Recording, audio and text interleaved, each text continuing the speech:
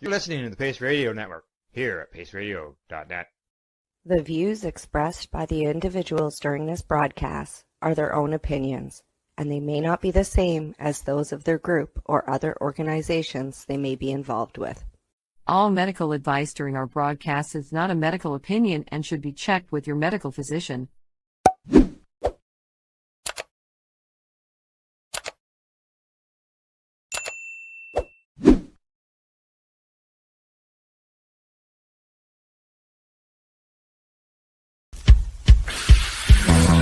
Oh yeah, baby, that's lovely.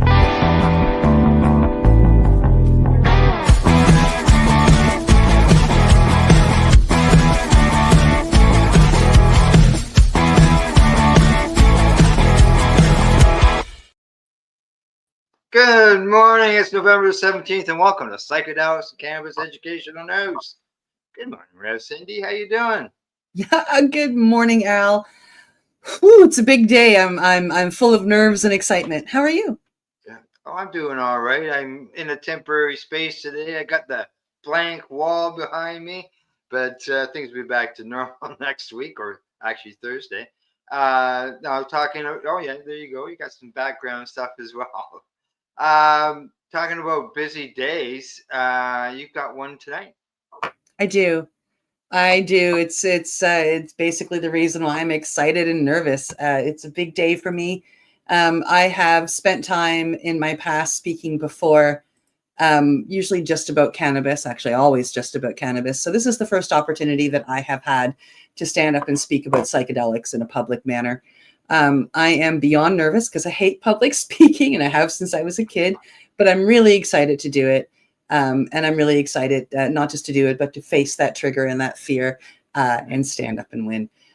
So tonight, if you are in Halifax or around Halifax, come on down to the Halifax Regional Public Library into the BMO room. And the Nova Scotia Psychedelic Society is hosting a speaker series. And tonight they are welcoming me to speak up and talk about walking in ceremony with medicines. I have chosen 4 of the medicines that I serve to speak about this evening. And I'm really excited to get up and do that. So at 6:30 p.m. In the BMO community room at the Central Library on Spring Garden Road is where it is being held. So if you want to show up a few minutes early to get settled in a seat, and we will be going till about 7:30. I will be speaking, and there will be a short time for some questions and answers afterwards. If you're not in Halifax and want to join, we will be. If you go to our site, they are handing out a Zoom meeting link, so you can join via that way. I will be sending the link to Al as well, so he can share it on the pages and stream it through Pace Radio. So you can just kind of log into Pace Radio and watch if you would like. Exactly. We try to get as much coverage on this as we can. Yeah. And the thing about this is, you said you're nervous. This is the first time you've done this. You know, once you do that first time, you say, "Oh, geez, I felt so good after that. I want to do it again and again and again." And But again. you still have that slight nervousness going into it, knowing that how good you'll feel when you're finished. Right? Yep. Yeah. Yeah, I'm pretty excited. Oh yeah, I know exactly what you mean. Public speaking, I was not a big fan of it either, but it's something that I felt that had to be done. And yeah, well, it's triggering me back to grade school. Like, I mean, back in the grade, 3, 4, 5, 6 era, really 4, 5, 6, where it became part of English class, public speaking. And back then we had to have everything memorized, and we had to hand it in and almost be verbatim as the teacher sitting there reading your written word that you're not allowed to have. And thankfully, I don't have that now. I've got it all out. I've got it all typed. So if my nerves get to me, I can just read. This all comes from the heart. It was all basically written with my eyes closed and just typing from the heart. So yeah, you still get the same sentiment. I may have to read it for my own nerves, and thankfully the board is okay with that as well. So I'm just really excited for the chance to get up and do this. Yeah. I'm excited for you as well, and Thank I know it's going to be a success, and you're going to go on and do it again. There's no doubt about that. Thanks. All right. Okay, here we go. We'll get into the cannabis and psychedelic news from around the world. And our first story is ready to go. Yeah, coming to us from StratCan. Canadian cannabis sales and inventory in the first quarter of 2025. Market share shifts and inventory increases. Yeah, the newest sales and inventory figures from the Government of Canada reveal significant shifts in the Canadian cannabis market for the first quarter of 2025. Total medical and non-medical sales are up 17% year over year, driven by continued decline in dried cannabis market share, which dipped below 50% for the first time. Dried cannabis market share continued its slow but steady decline, dropping 1% point from the previous quarter's 50% to 49%, and is down from 50% year over year. Meanwhile, edibles increased by 2% to 26%, while concentrates held steady at 25%. Wow. Cannabis seeds saw a 59% drop from, about 10.5 thousand. Wow, to 4,364. That's a huge drop. Made me stutter. Cannabis topicals increased by 79%. Oh, that's a huge jump too. Yeah. Yeah. Vegetative cannabis plants saw a spike, increasing from 712 to 1,672 units. Well, I got to stop you there. Just for a second. Where have you seen plants being sold? Oh my goodness, all over the place. You see plants being sold in stores? Yes. Yeah, Really? here in Nova Scotia, they sell clones. Oh, I haven't seen any in a store. They usually only do it during that season of outdoor planting, like preparing for outdoor planting. But there are a few months when that's going on that I've seen them here in Nova Scotia at a number of different liquor store, cannabis store. I'm just going to the wrong stores. Yeah, maybe. Yeah, and I'm not surprised by the seed drop because of the time of year. Right? Yeah. Okay. All right. Continue. Sorry. Total packaged inventory. Nova Scotia is leading in something. Yes. Total packaged inventory across all product types rose 16% from March of 2024.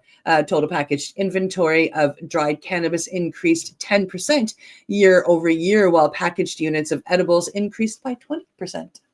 Total packaged units and inventory of cannabis extracts increased by 21% year over year.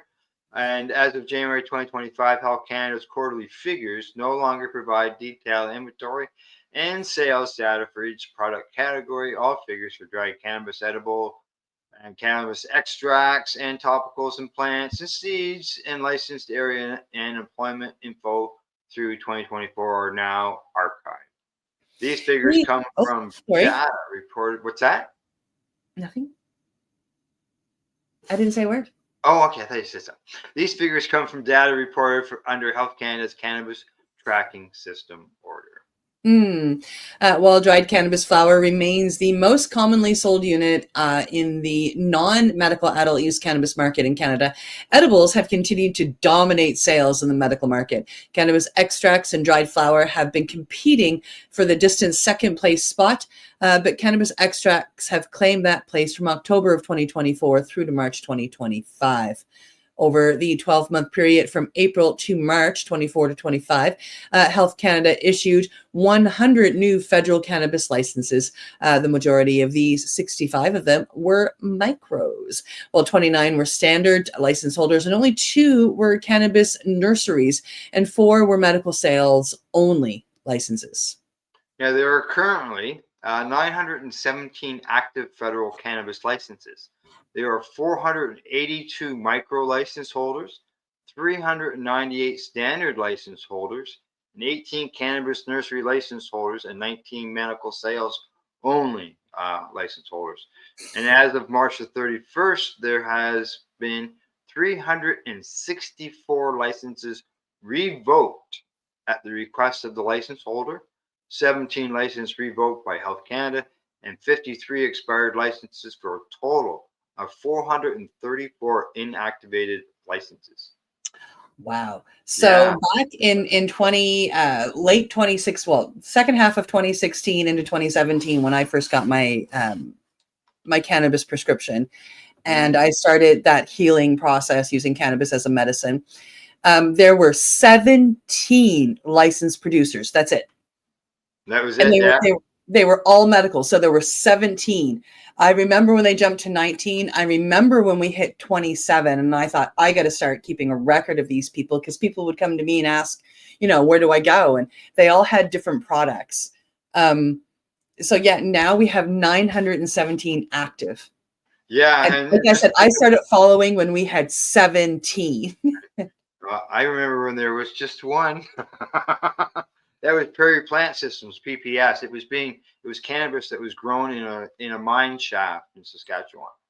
I remember that. I came in just as more licensed producers were being added, and thankfully, because I did smoke some of that stuff, and I don't know if I would have. It wasn't very good cannabis, but it was there and it was legal. Yeah, so it's interesting to see how far it's come. 17 from the day I got into it to 917 today. There was at one time over 1,000. Yes. Yeah, and so the numbers are going to come down a little bit, but there's 400 and some odd that are inactive. So you add the ones that are active, you're looking at basically 1,400 licenses. And a lot of the ones that are active are actually conglomerates, because so-and-so has bought so-and-so, and then they bought so-and-so, and then they were bought over by so-and-so. So now these 4 are actually one. Yeah. And there's more micro licenses than there is the standard licenses too. So that was good. Good to see. All right. Time for us to move on to the next story as I get it lined up, because I'm busy talking. Okay, here we go. Here we go. Coming to us from Marijuana Moment, top veterans group warns Congress that hemp ban could slam the door shut on medical research. A leading veterans organization is warning congressional leaders that a newly approved blanket ban on consumable hemp products could inadvertently slam the door shut on critical research. In a letter sent to the House and Senate leaders on Wednesday, veterans of foreign wars of the United States executives stressed the importance of supporting solid scientific research into hemp-derived cannabinoids, which they said could be jeopardized by provisions of a spending bill President Donald Trump has signed into law. Hemp-based cannabinoid products could offer a real alternative to the heavy prescription drugs so many of our veterans are given for PTSD, anxiety, pain, and sleep problems. This is from the VFW's Carol Whitmore and Dan West. And absolutely, I mean, Trump is going on about we got to clean up the drugs. Well, then let people have cannabis. Seriously. Yeah. Every day, doctors hand out strong sedatives and psychoactive meds to help veterans cope. They work for some, but too many end up hooked. There you go, hooked, numb, or just dealing with brutal side effects. I have had all 3. We've all watched good men and women get trapped in a cycle of pills that dull the pain, but don't fix the problem. Correct. Yes, exactly. It's time to look harder at safer options.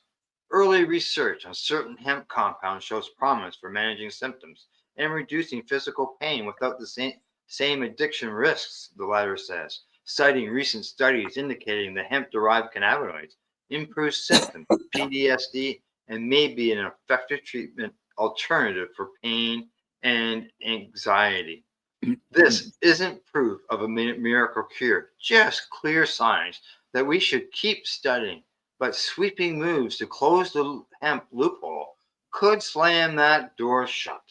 A blanket ban on hemp cannabinoids could make it nearly impossible for researchers and the U.S. Department of Veteran Affairs hospitals to study these compounds legally. It would also hurt veterans-owned small businesses already playing by the rules. Critically, it would drive veterans looking for relief straight to black market junk, making things riskier, not safer, they say. Yeah. As somebody who has been both addicted to street drugs and pharmaceuticals, when it comes to addictions, they really are the exact same thing. Exact same thing. VFW said it isn't promoting a wild, unregulated products or recreational use, but rather they're asking for smart policy, protect the public, but don't kill the research. Let science do its job, regulate what's proven safe, and give veterans every legitimate tool available to get their lives back. The letter concludes. Our veterans have earned the best care we can give them. We urge Congress to take a balanced approach, one that protects consumers, promotes research, and gives veterans hope for a safer alternative. Now, last month, VFW announced it entered a first-of-its-kind partnership with hemp THC beverage company Torch Drinks, with a licensing branding deal aimed at supporting a variety of veteran services and promote cannabis drinks as a potential alcohol alternative. In addition to the branding licensing agreement, the cannabis drinks are set to be made available to VFW posts across the country in jurisdictions where they are legally or locally legal. Now, the debate over the hemp ban contained in the new enacted appropriations legislation has seen divides between some who feel recriminalizing the cannabis products will mitigate public health concerns, particularly as it concerns youth access in unregulated markets, and others who have insisted the Congress should address the challenges by establishing regulations, including age gating and testing requirements. While many hemp stakeholders say the ban would effectively eradicate the industry, even applying to non-intoxicating CBD products that people use for medical reasons, there is latent hope that they can strike a compromise deal with lawmakers before the prohibition is implemented this time next year. Lawmakers such as Senator Chris Van Hollen also say that window could provide an opportunity to advance legalization or legislation to create an alternative regulatory model for consumable hemp products. There were attempts by GOP lawmakers in both chambers to strike the hemp provision's prohibition provision, but the proposed amendments from Senator Rand Paul and Thomas Massey did not make it to the final package. On the Senate side, Paul was joined by 22 Democrats, and notably anti-cannabis Senator Ted Cruz, in voting against a motion to table the amendment to prevent the ban, but the majority ultimately squashed it. Massey tried to revive the push in the House with his own amendment, mirroring Paul's, but the prospects of its adoption were dubious at best, as there was generally consensus within the Republican caucus that the spending bill should advance without further modifications that could have sent it back to the Senate. Wow. Yeah. There is a little bit more underneath there. Yeah, there is. Since 2018, cannabis products have been considered legal hemp if they contain less than 0.3% of Delta-9 THC on a dry weight basis. The new legislation specifies that within 1 year of enactment, the weight will apply to total THC, including Delta-8 and other isomers. It will also include any other cannabinoids that have similar effects or are marketed to have those effects on humans or animals as THC. And this is determined by the Secretary of Health and Human Services. The new definition of legal hemp will additionally ban any immediate hemp-derived cannabinoid products, which are marketed or sold as a final product or directly to an end consumer for personal or household use, as well as products containing cannabinoids that are synthesized or manufactured outside of the cannabis plant or not capable of being naturally produced by it. Legal hemp products will be limited to a total of 0.4 milligrams per container of total THC or any other cannabinoids with similar effects.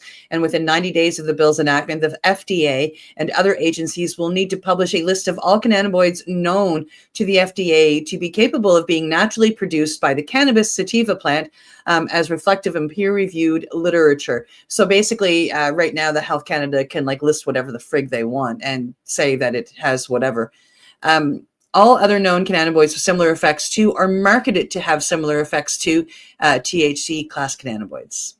Yeah, there you go. Let's see what else is on there. The language slightly differs from provisions included in legislation that had previously advanced out of the House and Senate Appropriations Panel, which would have banned the products containing any qualifiable amount of THC to be determined by the HSHS Secretary and Secretary of Agriculture.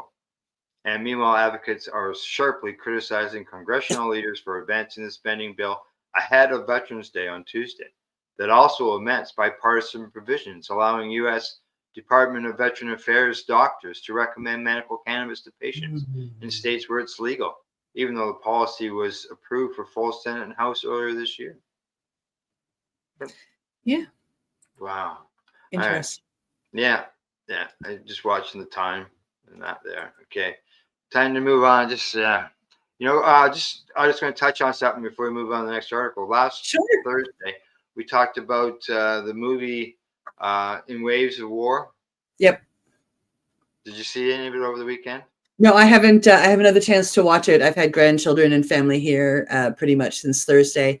But yeah, it's one I have. I've heard about it from a few other people. I've had a few people reach out to me and say, if you haven't seen it, watch it.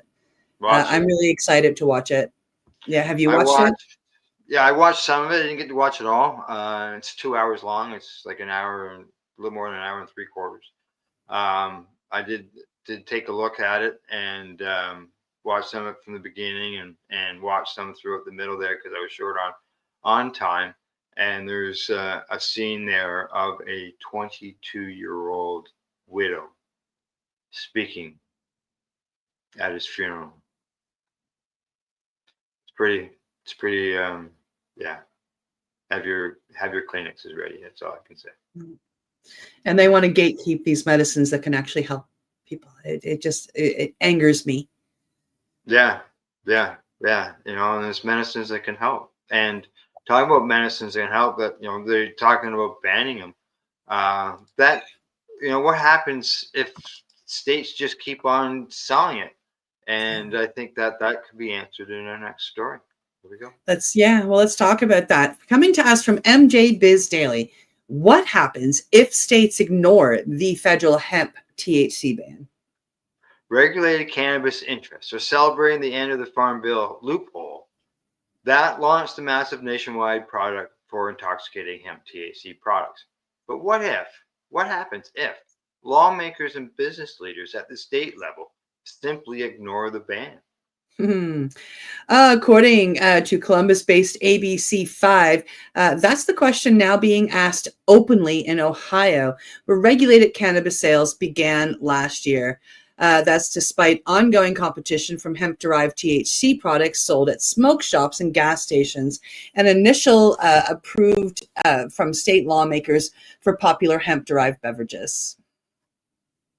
Following the lead of states like California in October, Republican Ohio Governor Mike DeWine issued an executive order to ban hemp-derived THC at the state level.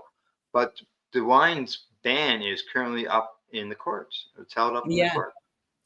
In the meantime, Ohio lawmakers are trying to regulate hemp THC under state law as they do with cannabis. We are still trying to figure out how to implement what's going on at the federal level. So I think that maybe pump the brakes for a little bit while we try to figure out how to proceed based on that. And this is coming from Republican Representative Ted Fisher. Meanwhile, as MJ Biz Daily reported, there's the question of enforcement. Federal law currently bans medical and adult use cannabis programs seen across the country.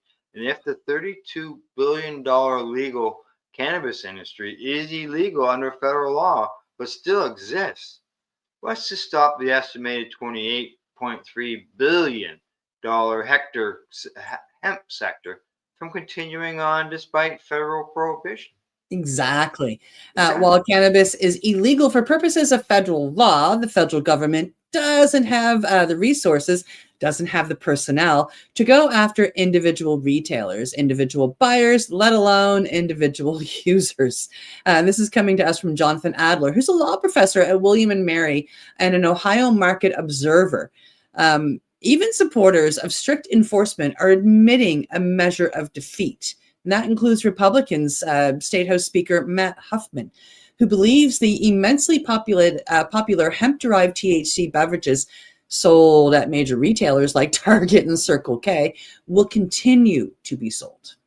State lawmakers still aren't sure what form enforcement of the federal hemp-derived THC ban will take at the state level, if any.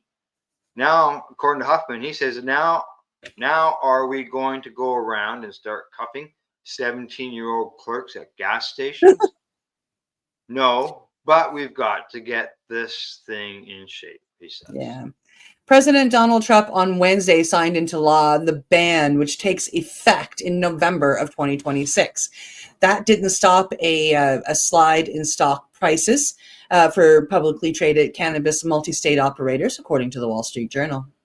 Yeah. Now it says that it could simply mean hemp-derived THC products would have to play by the same patchwork and sketchy rules as cannabis. State-regulated cannabis programs are, after all, also illegal under federal law and have not attracted a crackdown from federal law enforcement, such as the USDA. But as a Schedule I drug, hemp operators would have to contend with the onerous tax rules imposed by the the Internal Revenue Code 280E. This will create some opportunities in hemp-friendly states while also sowing chaos and lots of legal gray areas that will be difficult to enforce. This is being said by Rod Knight, who is a North California-based attorney and expert in hemp law. Just crazy. Yeah, I can see that with the states would just ignore the federal end. But yep, you know, the federal government has been over the years, you know, Obama and others have sort of backed off on those federal laws, but will they continue to do so? See what happens. All right. One more story before we go to break. Coming to us from International Cannabis Business Conference, approved German Cannabis Cultivation Association total increases to 357. Whoa. One of the key components of Germany's adult use cannabis legalization model is permitting cultivation associations to operate. Cultivation associations involve adult members joining licensed cultivation associations and sourcing cannabis products legally. Malta also permits adult use cultivation associations. Aspiring cultivation association operators could start applying to local authorities in Germany on July the 1st, 2024. Since that time, a total of 357 applications have been approved, according to the Federal Association of Cannabis Cultivation Associations. Most recent data, now according to BCAV, also lists that 791 total applications have been submitted to date. Yeah, and below is a table breaking down where applications have been submitted and approved, if you want to take a look. And meanwhile, on the medical cannabis sector side of the industry in Germany, the Federal Institute for Drugs and Medical Devices, the BFRARM, recently published new medical cannabis import data for the third quarter of 2025, and imports continue to surge. In the third quarter of 2025, Germany imported 56.915 tons of medical cannabis products, according to them. And in addition to the third quarter of 2025 data, it appears that the BFARM has updated the second quarter of 2025 totals from initially reporting 43.2 tons up to 47.7 tons. And, you know, we've got a little graph here showing the import totals. That's a lot of cannabis, isn't it? That's a ton of cannabis, dude. Yeah, that's a lot of stuff. There's no doubt about that. All righty. I see we got our first stories done. Time for us to take a break. Time to medicate. We'll be right back after our medication session. You're watching Psychedelics and Cannabis Educational News here at paceradio.net. and 420pace.ca. You're listening to the Pace Radio Network here at paceradio.net.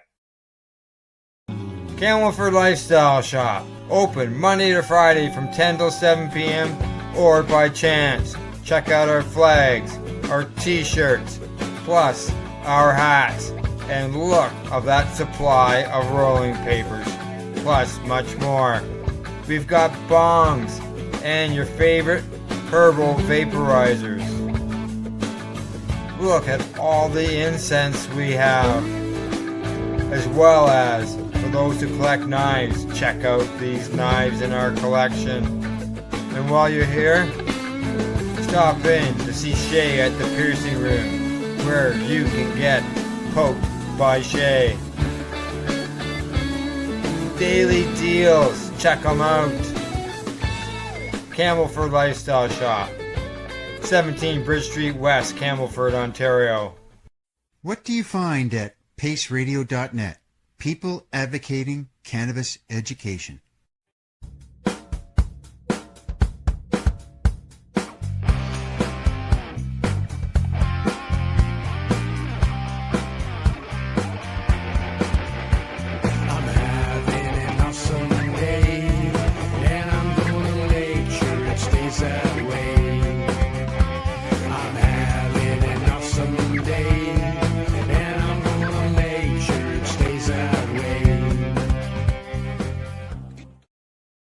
Limestone City Hydroponics is Kingston, Ontario's hydroponics shop. Take your growing to the next level and create the optimal environment with a tent kit, or maximize your yield with an ebb and flow flood table kit. Either way, Limestone City Hydroponics has more sizes and options to fit your needs. Are you looking for the power of the sun that adapts to your budget? Then look no further, as they have professional grow lighting. They have indoor grow systems that are easy and cost effective, with many options to fit your living space and lifestyle. Cultivate your growing potential. We have everything you need to succeed. And if you can't make it to the store, they offer local delivery to the greater Kingston area. Remember, when you're looking for experts to help you grow, then look no further than the locally owned Limestone City Hydroponics, 105 Sunderland Drive in Kingston, Ontario. Call them at 613-548-0420. Rerolled Saturdays. Check it out. Nothing but non-stop cannabis and psychedelic programming. Find it at 420pace.ca. You're listening to the Pace Radio Network here at paceradio.net. Hey, we're back from our medication session. And I see Cindy's busy into doing something. Yes, I was just sending you a link, and then I've got a new computer screen. So even though my camera's over here, you're over here. Yes, yeah, I know it's that light. That's what that is like, having the camera in a different spot than where. Yes. Yeah. All right. Screen. I've got the first story lined up. You ready to go? Yeah. Okay, here we go. Okay, coming to us from Cannabis Law Report. Am I in the right story? No, I'm not. And coming to us from SF Gate, deadly Trump admin raids on California farm cost company $26 million. California's largest cannabis cultivation company is still reeling months after the Donald Trump administration conducted a deadly immigration raid on its facilities. Glasshouse Brands reported Wednesday that the July raid costed over $26 million in lost revenue and reduced its quarterly harvest by over 100,000 pounds of dried cannabis. CEO Kyle Kazin said on a Wednesday earnings call that the previous quarter was the company's most difficult to date, referencing the federal operation on July the 10th, which ended with hundreds of workers arrested and one person dead after they fell from a glass house roof. The Department of Homeland Security said it found 14 children working at the facility, which would be a violation of state law. California's cannabis regulatory separately launched an investigation into underage labor violation.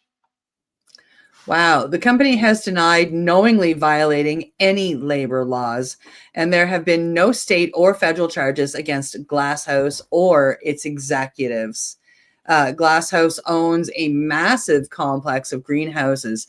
The company says it's the largest cannabis cultivator in the world and has staked its future on growing incredible amounts of cannabis at the lowest cost possible.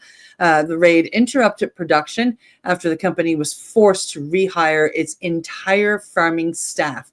Yet Kazan promised that the raid's effect would only be transitionary.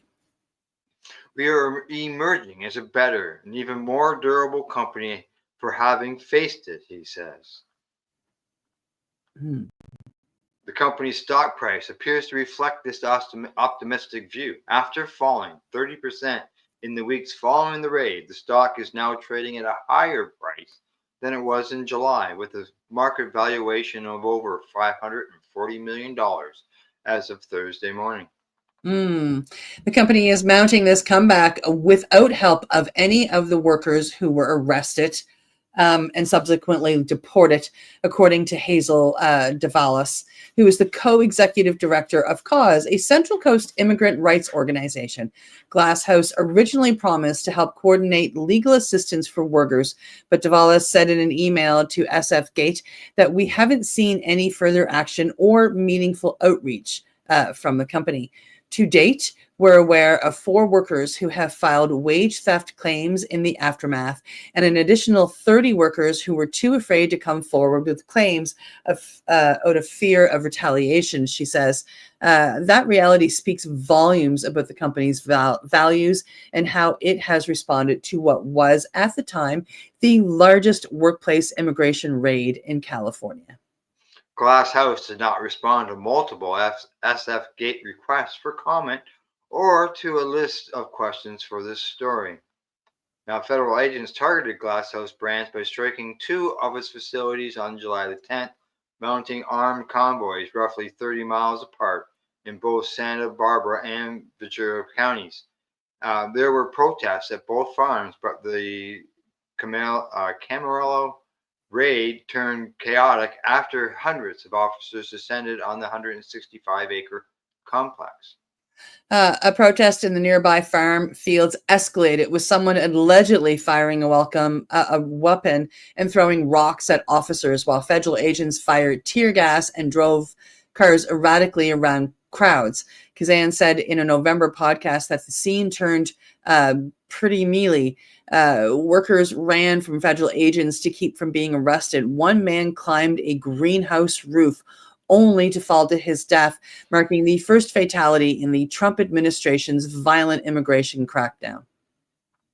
By the end of the day, federal authorities arrested 361 people and found 14 minors, according to DHS.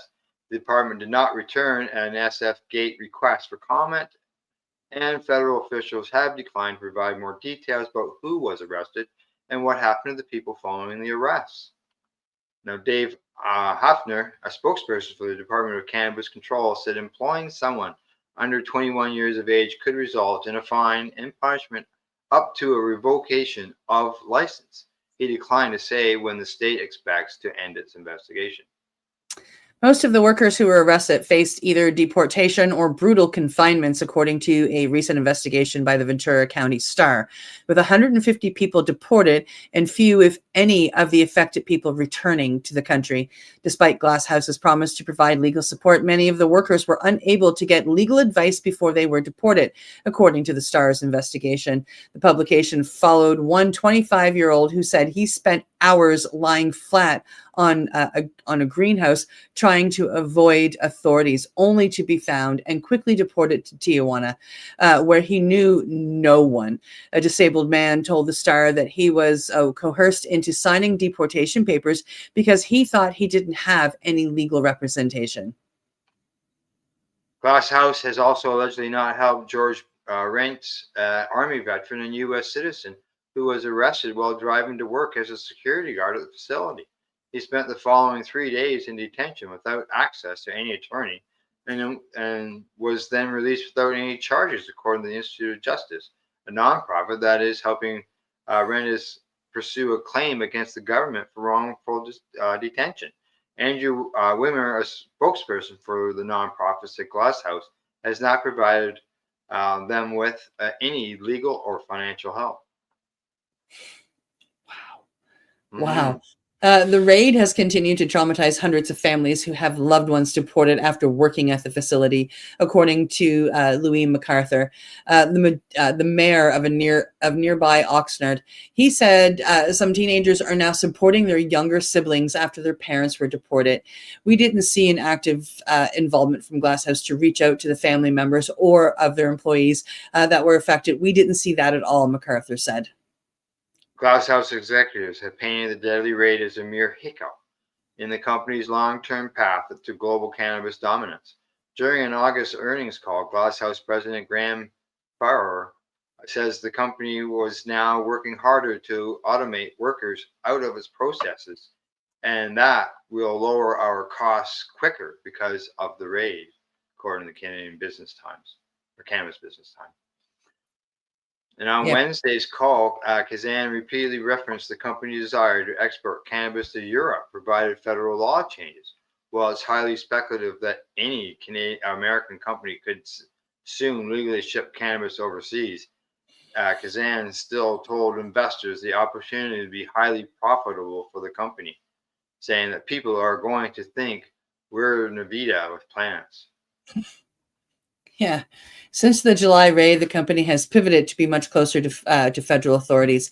Glasshouse contracted with a consulting company staffed with former immigration and customs enforcement officials, including a former ICE director, to help it strengthen how it verifies its workers. Kazan said during a podcast released in November that the company has now specifically invited ICE back to the facility. We have said, come on out anytime you want. No warrant. We don't want any issues. Kazan took some time during Wednesday's call to acknowledge the passing of one of the company's board members, but neither Kazan nor Farrar mentioned any of the impacts the raid had on the hundreds of workers at Glasshouse's facilities or the workers' families, although one person close to the company who was granted an anonymity by the LA Times to defend Glasshouse told the paper that the raid was very sad. The raid was very sad, but I can't believe they're not helping their employees. I know, hey? Like, I mean, one of them died for the cause, and now these people are being shipped away to countries that they don't know, to areas that they don't know. And, oh, this just makes me sad. I think they're trying to step back from it. Yeah. I guess they're trying to do that. But, I mean, if I ever go to the States, Glasshouse is the last company that I would buy. Not supporting your employees like that and just letting them get thrown and destroying families. Yeah, I remember all the controversy when it first happened, and now to see what's happened afterwards. Yeah. You know, all those people helped them get to where they are, and now all those people are, basically after you. Yeah. Yeah. I mean, and not just the people, but their families. Like, I mean, like we read about how, older siblings now have to step up and look after their younger siblings. I mean, like, excuse my language, but what the fuck? Yeah, exactly. All right, time to move on to the next story. Yeah, coming to us from CTV News. Researchers explore mushrooms as potential replacements for semiconductor chips. I had to read that twice when I spotted this story online. What? Yeah, a new study has found that fungi networks inside mushrooms could potentially be a promising and environment-friendly alternative for microchips used in processing and storing digital data. Researchers from the Ohio State University recently discovered that shiitake mushrooms can be used as organic memsters, a type of data processor. Wow. The study, published in PLOS, supported by the Honda Research Institute, found that the mushroom showed similar characteristics to semiconductor-based chips. These fungi could potentially be used to create environment and cost-friendly computing components. John LaRocco, who's the lead author of the study and a research scientist in psychiatry at Ohio State's College of Medicine, told ctvnews.ca that fungi have been known to have electrochemical properties since the 1970s. He says that we were just curious about this one species of fungi that hadn't quite been used as memesters. and what frequencies they might operate at. Adding that his co-authors John Simonis and Justin Hill did most of the lab work. Now this mushroom, shiitake mushroom, were chosen and cultured for their non-toxic, edible, and radiation-resistant properties, according to them. Wow. Being able to develop microchips that mimic actual neural activity means you don't need a lot of power for standby or when the machine isn't being used. Different parts of the mushroom root, which is the mycelium, have different properties, he explained. Some act as meme restores, while others like wires or capacitors. Being able to make electronics that might otherwise require these for things like aerospace, for medical tech, and all sorts of other applications. That's a very attractive proposition for a whole range of fields, LaRocco says. He goes on to say that this has a lot of really interesting applications for aerospace, wearable devices, because fungi sensors can detect a lot of metabolites through the skin relative to a lot of diseases and stuff better than a lot of synthetic technologies can. And Simonis explained that in addition to the electronics field, the research. Oh, sorry, my cat was just having a little spaz. The research has multiple other implications, like pathways into potentially improving the speed of amount of memory. The actual bar of usage is incredibly low, at least in terms of hardware costs, he told CTV News. A major advantage of our specific memory series is that we use both readily available fungi, specifically in the cases of shiitake microcilla, and fungi that is also generally safe to eat and typically non-toxic. Now, additionally, the fungi samples were surprisingly durable, Simonis explained. They would rehydrate and operate almost at full efficiency after being dehydrated for an extended period, which is a typical way of preserving organic material, he added. It's also generally fairly easy to store, fairly easy to reuse, and fairly durable for a long extended period.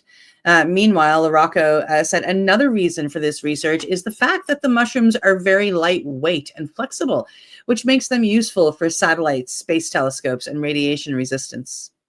Another key thing is that it needs no rare earths. It just needs a bunch of sawdust and a few electrical connections. Now, the team, including co-author Ruben Petressa, discovered that when used as a RAM, which is a random access memory, the device's working memory for 2 months, mushroom memorizers was able to switch between electrical states with nearly 90% accuracy. Tamina, who is another co-author of the study and an associate professor in electrical and computer engineering at Ohio State, told CTV News that this is the future direction. There's more research that warrants the future studies about storage, reducing them to the size of your cell phone or laptop, for example, for storage purposes, because at the end of the day, we are talking about memory stores, being able to store information. Yeah. Mushrooms, who knew? We're talking about all these benefits medically, and now we're finding out that you could use them as capacitors inside. Yeah, and we talk a lot about advocacy here and health benefits. So this is a little bit of a different side of the advocacy, and I think it's really cool. But what I really like about what was read, there was one little line in there that stated that a lot of this could be used for health reasons too. They can create something that goes on the skin. It's not invasive, that can then help them read stuff. So they don't have to go in the body and cut the body open. They can just, they're working at creating this thing that will go on the skin and for certain disease, be able to read and help the doctors diagnose and come up with a healing modality. Yeah, it's just really cool. It never ends. Really the cool. information that's coming out. So yeah. All right. From mushrooms to cannabis. Back to cannabis. Coming to us from Cannabis Business Times. Trump's DOJ allows federal prosecutors to enforce simple cannabis possession crimes. The Trump administration won't be giving Americans who possess personal amounts of cannabis a free pass, apparently directing U.S. district attorneys' offices to enforce federal prohibition laws. At least that's according to Darren Smith, the U.S. attorney for the District of Wyoming, who said on November the 13th that his office notified federal law enforcement agencies in his jurisdiction to start rigorously prosecuting cannabis offenses occurring on federal land, such as national parks.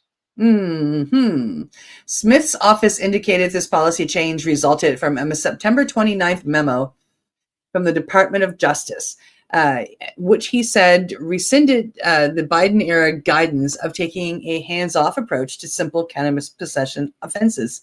Although Biden became the first president to issue categorical pardons to individuals convicted of simple use and possession of cannabis, his administration never provided guidance to U.S. federal prosecution related to the issue, at least not publicly. Smith indicated that Trump's DOJ put the power back in his other attorneys' hands. Cannabis possession remains a federal crime in the United States, in respect of various state laws, Smith said in a press release. The detrimental effects of drugs on our society are undeniable, and I am committed to using every prosecutorial tool available to hold offenders accountable. Cannabis Business Times reached out to Smith's office and the DOJ for a copy of the memo. While the DOJ, under the tutelage of the U.S. Attorney General Pamela Bondi, hasn't publicly released the September 29th memo, a spokesperson for Smith's office who told WOFILE that the Trump administration believes cannabis use is a public safety hazard and that Wyoming District Office plans to enforce the law to ensure safety and security of the public within our jurisdiction. Now, this comes as President Donald Trump's administration continues to look at a proposed rule to reschedule cannabis to Schedule III status under the Controlled Substances Act. And on August the 11th, Trump told reporters at the White House that some people hate the whole concept of cannabis because it does bad for the children. It does bad for people that are older than children. But we're looking at reclassification. The administration's approach to pursuing prosecutions related to simple cannabis possession may seem like a U-turn from former U.S. Attorney General Merrick Garland's stance under President Joe Biden's administration. However, Garland never issued an official memorandum or document to guide federal prosecutors. In other words, there was nothing to rescind. Instead, Garland only offered his informal stance while taking questions from lawmakers. Yeah, Garland told Senator Brian Schatz during an appropriations subcommittee hearing back in April 2022 that the Justice Department has almost never prosecuted use of cannabis, and that's not an efficient use of the resources given the opioid and the meth epidemic that we have.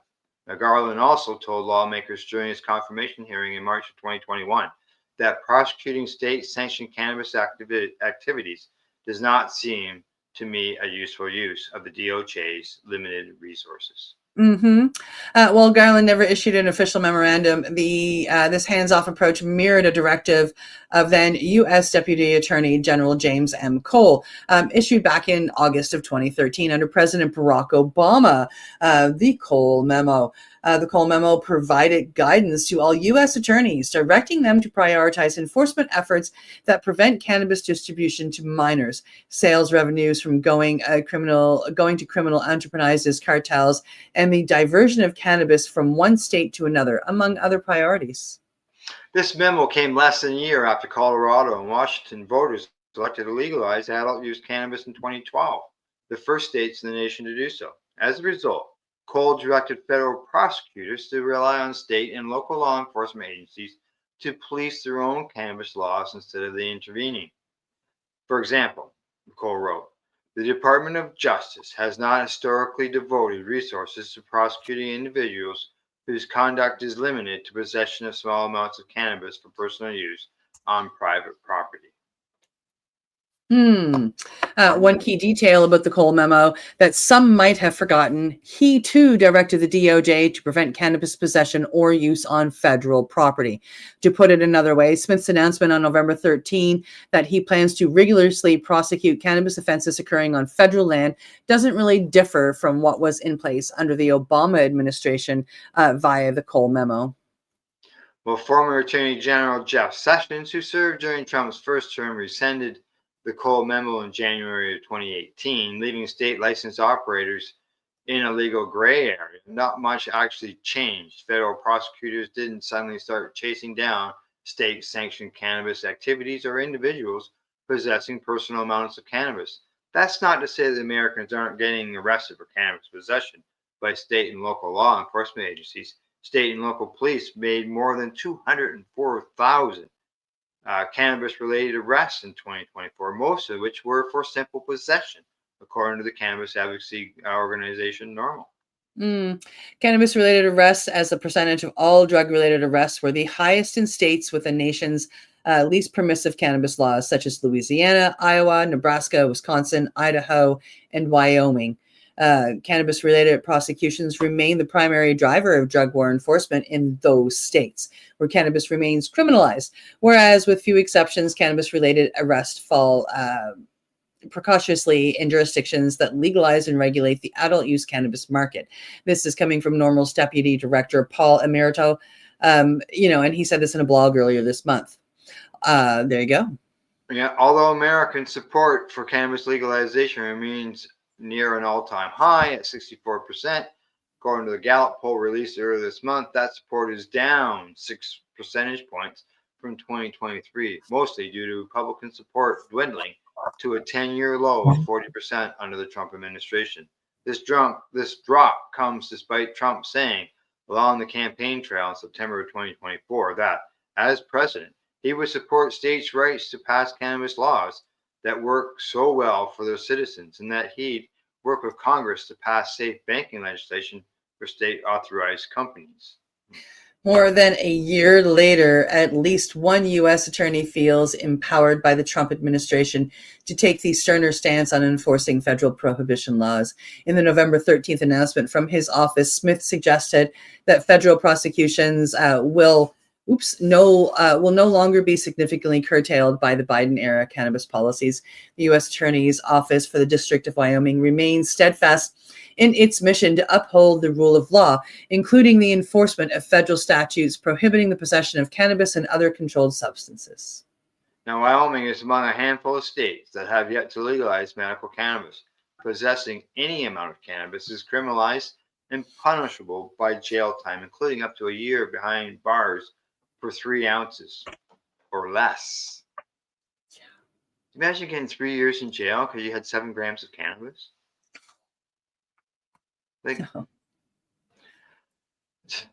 Yeah, after reading that, I started wondering, will places like companies across the states start getting federal raids? Just a matter of time. What they're saying there, if I'm reading it correctly, like they're worried about getting people on federal land. So if you stay away from like federal parks and et cetera, I'm hoping that that's what they mean, which gives people a chance to fight back. And I'm kind of keeping my fingers crossed. Yeah. For everybody that I know in the States that uses cannabis, that's what they tell me. They literally avoid quote unquote federal land. I just gotta give my puppy a hand here. Sure. There, done. So yeah, I hope that I'm kind of getting the right vibe there. Although I still think it's bad, it's just not as bad as it could be. And there's something to fight back against there. Yeah. Okay, we're gonna got one story to go. We're at the top of the hour, so we'll get some of this mushy moment story, or not mushy moment, marijuana moment story covered. And we'll go from there. Here we are. Yeah, I'm really excited to do this one. I like the order that you put everything in, because now coming to us from Marijuana Moment, New York officials celebrate their 500th marijuana dispensary opening with $2.3 billion in sales since market launch. Wonder if some laws are going to change all that. New York cannabis regulators are celebrating the opening of the state's 500th legal cannabis dispensary, touting the fact that there have been $2.3 billion in adult use sales since the market launched, supporting an estimated 25,000 jobs across the industry. At a ribbon cutting ceremony on Friday, Green Comfort Dispensary became the 500th licensed adult use cannabis retailer to open its doors in the state since the market launched in late 2022. Felicia Reed, acting executive director of the Office of Cannabis Management, said in a press release that the growing number of licensed dispensaries reflect a market that's maturing with purpose. Each new business represents economic growth, community investment, and safer access for consumers, she said. Together, they signal that New York's legal cannabis market, industry innovation, and consumer demand are showing no signs of slowing down. Beyond the 500 shop milestone, OCM also highlighted other statistics about the industry's growth, including the approval of 1,949 adult use cannabis businesses across license types. Dispensaries are now present in 51 counties and 161 municipalities statewide. Now, according to Jessica Garcia, chair of the Cannabis Control Board, she says that every licensed storefront represents a vetted operator, tested products, and the community choosing safer cannabis.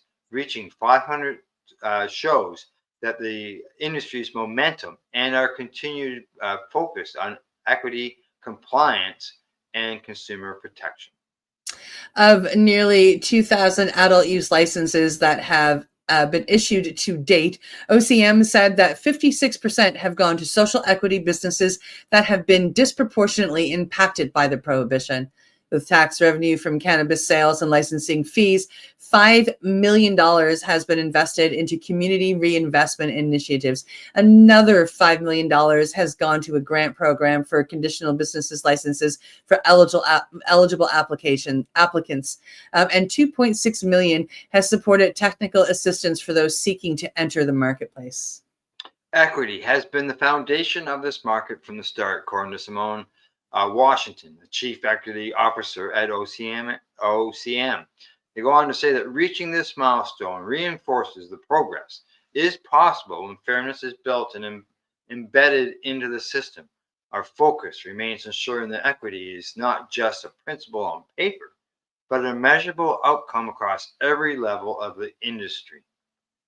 Tim Tanavang, CEO of Green Comfort Dispensary, said it's truly an honor to be recognized as New York State's historic 500th licensed dispensary. Wow. Yeah, it really is a labor of love and passion from myself, David, and all the staff here at Green Comfort. He said, we are excited to foster a vessel in which we can give back to the community, the city of Rochester, and the state. We're optimistic for the future of Green Comfort and the future of New York State's cannabis. With respect to cannabis sales in the Empire State, regulators in September announced that the state had officially, surpassed $2 billion in adult use cannabis purchases. They haven't been open that long. No, and the dollars are just flying in the door and through the cash register. And I'm going to shut down that story just so you know. Yeah. It's a lot of stores, a lot of sales. Lots of money is being raised. It sounds like some of their money is going to good places to help people, right? So not just into a slush fund for what I call to be able to purchase orange juice at noon hour for a politician, right? Yeah. So that's good.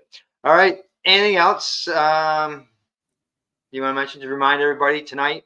Yeah, just if you are in the Halifax area, come on down along about 6:30 to the Halifax Public Library, coming into the BMO room. The Nova Scotia Psychedelics Society is putting on a speaker series, and tonight they have offered me the podium. I would love to see you there. Also, we will be streaming live on Zoom. I have sent the link now to Al. So we will share that out on some of our pages, and we will hopefully stream live through Pace Radio as well. So I look forward to seeing you and join the Zoom conversation if you would like to ask questions. If not, you can always save them for tomorrow and ask me on Mushy Moment. That's right. Yeah, exactly. Yeah, you probably give an update on how things went. Yeah. So that's forward to look to. All right, that's our news report for today. Thanks to our buds at the Campbellford Lifestyle Shop, Limestone City Hydroponics.ca, as well as At-Eze.ca. In closing, as I always like to say, thanks for tuning in. Thanks for watching the program. And don't forget, educate, medicate, and do not incarcerate.